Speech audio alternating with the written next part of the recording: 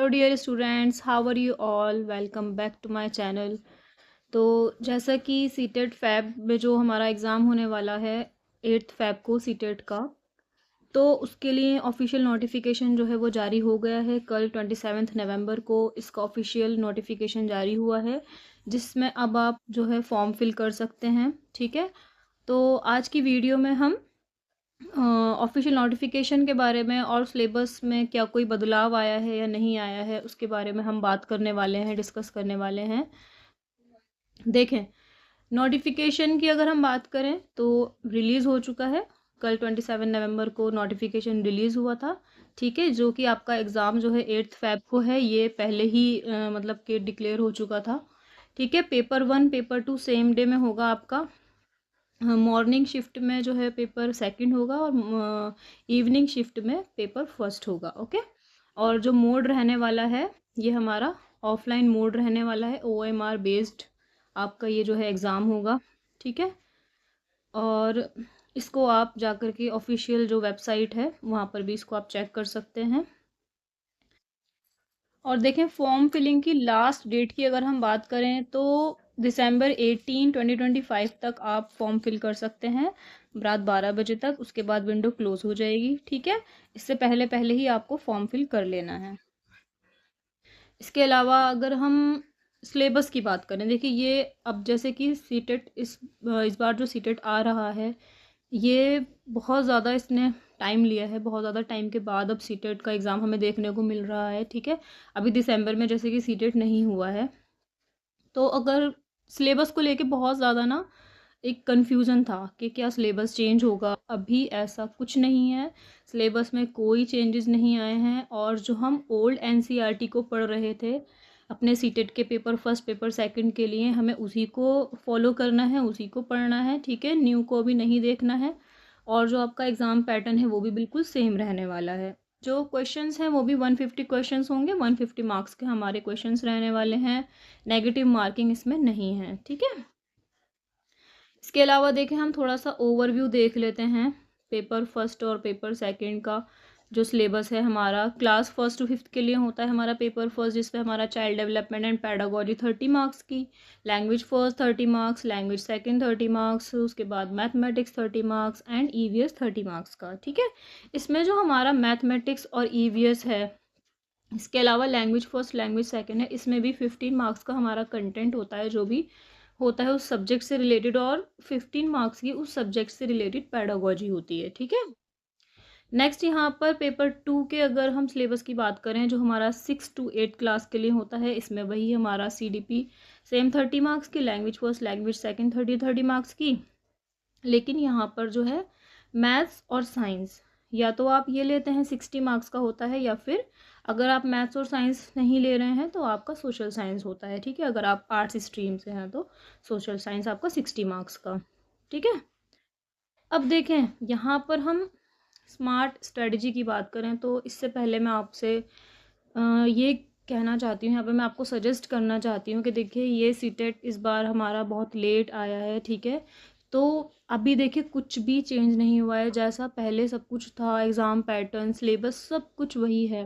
तो बहुत अच्छा चांस है, अगर आप सीटेट वाकई ही क्वालिफाइड करना चाहते हैं तो इस बार इसको क्वालिफाइड कर लीजिए, क्योंकि कुछ नहीं पता, नेक्स्ट टाइम जब सीटेट आएगा तो सिलेबस भी चेंज हो सकता है, न्यू NCERT बुक्स पढ़नी पड़े उसमें आपको, या जैसे कि KVS में देखे पूरा ही सब कुछ चेंज हो चुका है।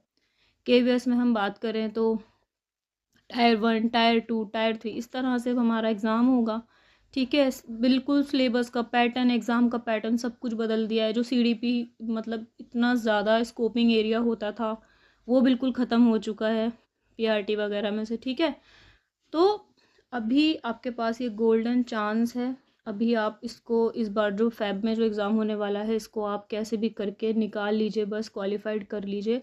और देखिए, आपको मेरे चैनल पर अभी हम EVS की कर रहे हैं, EVS पेपर फर्स्ट का EVS का हम कवर कर रहे हैं, और CDP कवर कर रहे हैं, जो आपके पेपर फर्स्ट और पेपर सेकंड दोनों के लिए ही यूज़फुल है। ठीक है, तो मैं उसकी क्लासेस आगे भी अपलोड करूँगी, उसको मैं कंटिन्यू करूँगी, आप उसको कंटिन्यू उसको देखें। मैं पेपर से पहले पहले सब जो है ना वो कवर करवा दूँगी, सारे अपने जो भी लेक्चर्स हैं बिल्कुल फ्री ऑफ कॉस्ट, और मेरे हैंड रिटन नोट्स हैं उसके साथ मैं आपको ये करवाऊँगी, और मैं करवा भी रही हूँ। ठीक है, आप देख सकते हैं प्लेलिस्ट बना रखी है मैंने NCERT ईवीएस के नाम से, वो उस प्लेलिस्ट को आप विज़िट कर सकते हैं। ठीक है, उसको हम कंटिन्यू करेंगे, और इसी तरह से CDP की भी बनी हुई है। ठीक है, अभी CDP में अभी सिर्फ 2 ही लेक्चर अपलोड हुए हैं, अभी उसको मैं आगे कंटिन्यू करूँगी, तो आप बने रहें। और देखिए, इसके अलावा स्मार्ट स्ट्रेटजी मैं आपसे यही कहूँगी कि सबसे पहला तो यही है कि आप जो है ना अपना प्रीवियस पेपर को देखें।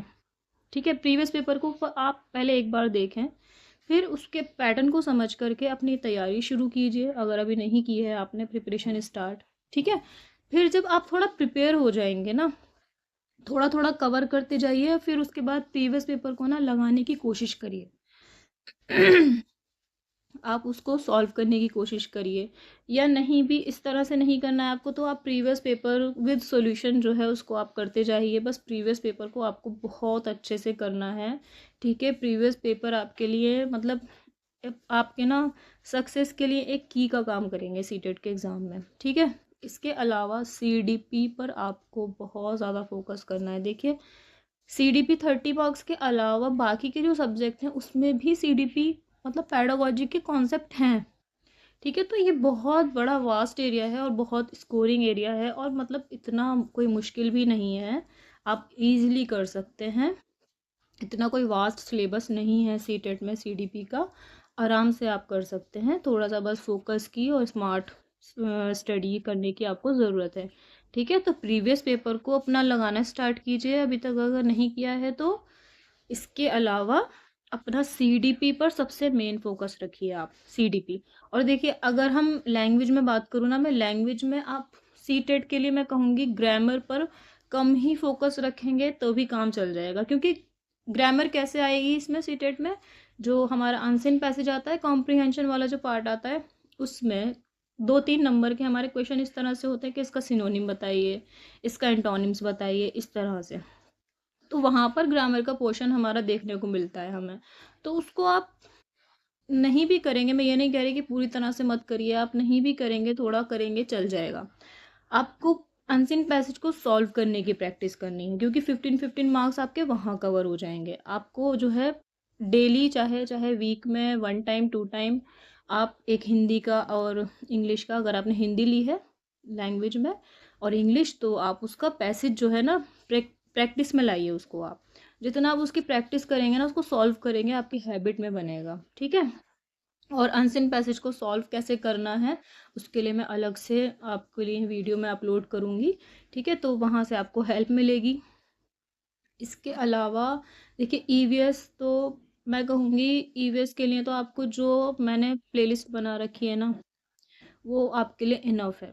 मैंने बुक में से हर एक चैप्टर में से जो मेन मेन पॉइंट है, जो एग्ज़ाम में बिल्कुल डायरेक्टली पूछे जाते हैं, वो सब मैं कवर करवा रही हूँ। 4th क्लास की लगभग, 3rd की कंप्लीट हो गई है, 4th की हमारी चल रही है, कंप्लीट होने वाली है, कुछ ही चैप्टर्स रह गए हैं, उसके बाद मैं 5th क्लास की भी कंप्लीट करवा दूँगी। और अगर आप कहेंगे तो आपको जो हमारा पेपर सेकंड है उसकी भी अगर आपको नोट्स चाहिए या क्लासेस आपको चाहिए हैंड रिटन नोट्स के साथ, तो मैं वो भी आपको प्रोवाइड करा दूँगी, बिल्कुल फ्री ऑफ कॉस्ट है। ठीक है, तो आपको टेंशन लेने की ज़रूरत नहीं है। कोई भी क्वेश्चन है आपका तो आप बेझिझक पूछ सकते हैं, मैं आपकी हेल्प करूँगी। ठीक है, तो आज के लिए बस इतना ही। बस आप अपने प्रिपरेशन में लग जाइए और पूरी पूरी कोशिश करिए कि इस बार इस एग्ज़ाम को आप निकाल लेंगे। ठीक है, इसको क्वालिफाइड कर लेंगे। तो चलिए, मिलते हैं नेक्स्ट वीडियो में। Take care.